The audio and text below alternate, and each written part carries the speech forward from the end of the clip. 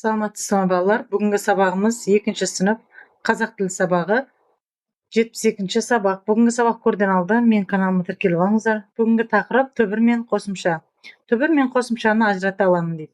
32-ші жаттығу. Мәтінді түсініп оқы. Балалар суға түсуге келді. О, көлге түсеміз, деді Самат. Жоқ, бұл көл емес, көлшік, деді Марат. Қалай ойлайсың? Олар көл және көлшік сөздері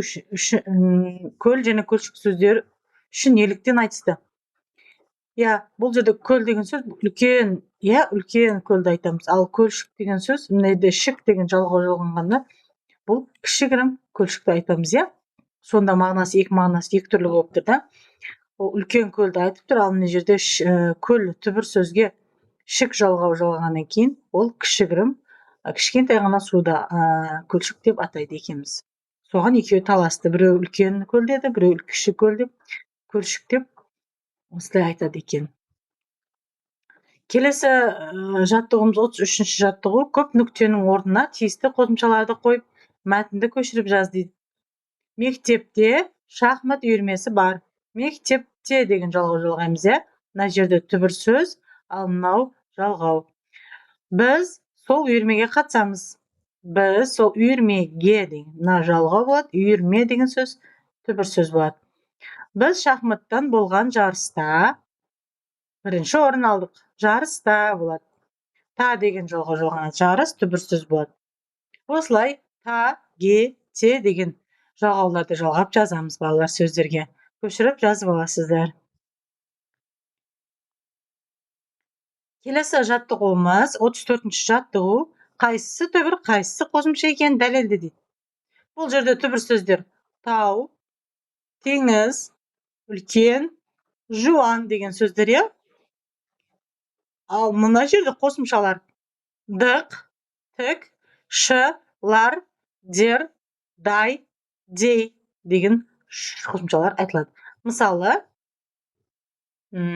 таулар десек болады, тау, бұл қосымша, негізгі сөз, түбір сөз, таулар деген жалғау болса, лар бұл жалғау болады.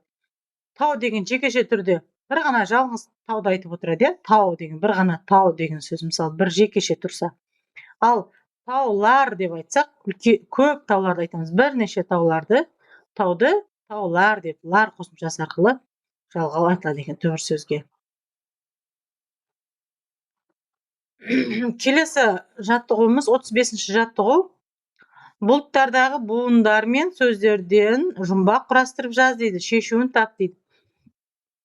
Көк бұлтты қосамыз. Допты деген сөз. Розви мен розвиді қосамыз. Алып, допты алып, сар мен сарыны қосамыз. Қолға болады. Мына жерде. Сар мен сарыны қоссақ, қолға болады. Допты алып қолға,